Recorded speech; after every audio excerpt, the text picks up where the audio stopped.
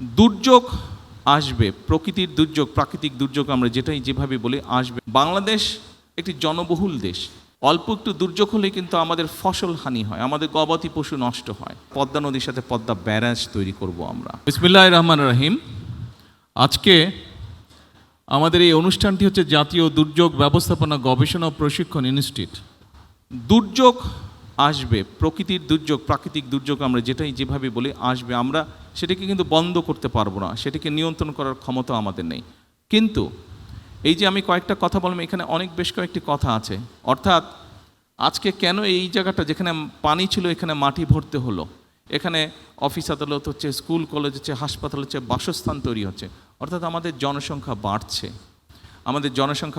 এই জনসংখ্যা একদিকে যেমন বাড়ছে, তাদের বাসস্থানের প্রয়োজন। আরেকটা জিনিস খেয়াল করে দেখবেন খুবই জরুরি, সেটি হচ্ছে বাসস্থান তৈরির সাথে সাথে মানুষের স্কুল কলেজ সব কিছু তৈরি হওয়ার সাথে সাথে কিন্তু ফসলি জমির পরিমাণও করছে। বাংলাদেশ একটি জনবহুল দেশ। যেমন দুর্যোগ প্রবণ একটি এলাকা, ঠিক একইভাবে একটি জনবহুল দেশ। কাজে আমাদেরকে অল্প একটু দুর্যোগ হলেই কিন্তু মানুষ ক্ষতিগ্রস্ত হয়, অল্প একটু দুর্যোগ হলেই কিন্তু আমাদের ফসল হানি হয়, আমাদের গবাদি পশু নষ্ট হয়।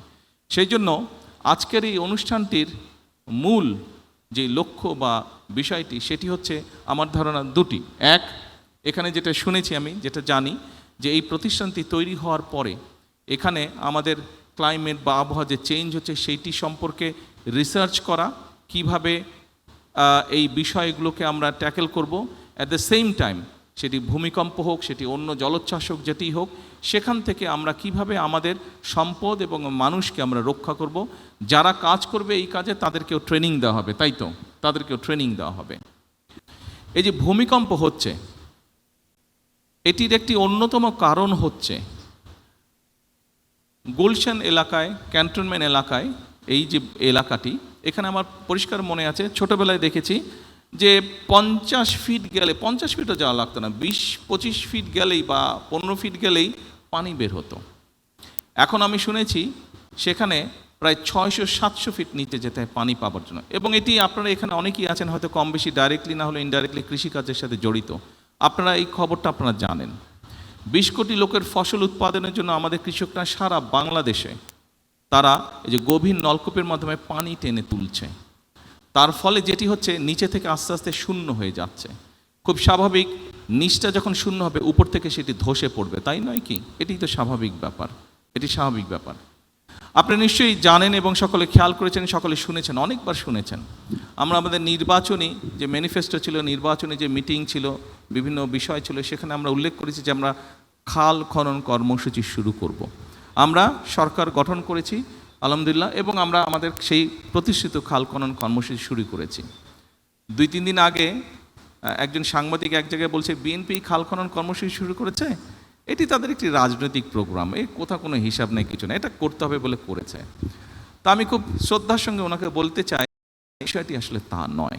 এই খাল খনন কর্মসূচির সাথে মানুষের জীবন ওতপ্রোতভাবে জড়িত, এই খাল খনন কর্মসূচির সাথে কৃষি জড়িত, এই খাল খনন কর্মসূচির সাথে এই ভূমিকম্প পর্যন্ত জড়িত। সম্মানিত উপস্থিতিবৃন্দ, আমরা গত 20 বছরে যে পরিমাণ পানি নিচে থেকে টেনে উপরে তুলেছি, আমাদের ব্যবহার করেছি, এই পরিমাণ পানি যদি আজকে থেকে, বিশেষ করে বর্ষার সময় যে অতিরিক্ত পানি আসে, সেটিকে যদি আমরা ছড়িয়েও দেই, মিনিমাম 20 বছর আরও লাগবে সেই যে শূন্যস্থান পূরণ হতে, অর্থাৎ মোটামুটিভাবে রিচার্জ হতে 20 বছর সময় লাগবে। 20 বছরে আপনার জনসংখ্যা আরও বাড়বে, আপনার খাদ্য উৎপাদন আরও আমাদেরকে বাড়াতে হবে। কাজেই আমাদেরকে কোনোভাবেই ভূগর্ভস্থ পানি ব্যবহার করা বোধহয় আমাদের জন্য বিপদজনক হয়ে যাচ্ছে, এবং এটিও কিন্তু দুর্যোগের সাথে সম্পর্কিত। যেভাবেই হোক আমাদেরকে খাল খনন কর্মসূচি শুরু করতে হবে। আপনারা নিশ্চিত পত্রিকায় দেখেছেন, কয়েকদিন আগে আমরা একটি সিদ্ধান্ত নিয়েছি যে আমাদের উত্তর অঞ্চল, দক্ষিণ অঞ্চলে, বিশেষ করে রাজশাহীতে আমরা পদ্মা নদীর সাথে পদ্মা ব্যারাজ তৈরি করব। আমরা কেন চাচ্ছি আমরা ব্যারাজটি করতে? এই ব্যারাজটি আমরা এই জন্য করতে চাচ্ছি যে বর্ষাই বলুন, শুকনো মৌসুমি বলুন, যখনই হোক আমাদের দেশের মানুষ, কৃষকই হোক বা যে কোনো মানুষ হোক, তারা যাতে পানি পায়। আরেকটি ডেঞ্জারাস ব্যাপার হচ্ছে, এই ফারাক্কা বাঁধ হওয়ার কারণে যেটি হচ্ছে, ধীরে ধীরে যেহেতু পানির পরিমাণ কম, সেজন্য ধীরে ধীরে যেটি হচ্ছে সমুদ্রের পানি দক্ষিণ অঞ্চলে ঢুকছে। ফলে সুন্দরবন সহ ওই সকল অঞ্চলে যেই সমস্যাগুলো আছে, নোনতার কারণে নোনতা পানি বেশি পরিমাণে ভিতরে চলে আসার কারণে বিভিন্ন গাছপালা নষ্ট হচ্ছে, যে বিভিন্ন পশু বিলুপ্ত হয়ে যাচ্ছে। কাজেই আমরা যদি সেই প্রেশারটাকে রাখতে চাই, আমাদেরকে এই ব্যারাজটা নির্মাণ করতে হবে এবং ব্যারাজের মধ্যে আমরা পানি ধরে রাখবো। যখন বাড়তি পানি, বর্ষার মৌসুমে যেই পানিটা আসে, সেই পানিটি আমরা ধরে রাখতে পারবো, যাতে করে সেই পানিটি আমরা আমাদের মানুষের জন্য কাজে ব্যবহার করতে পারি, সেই পানিটিকে আমরা আরও যাবতীয় কাজে ব্যবহার করতে পারি।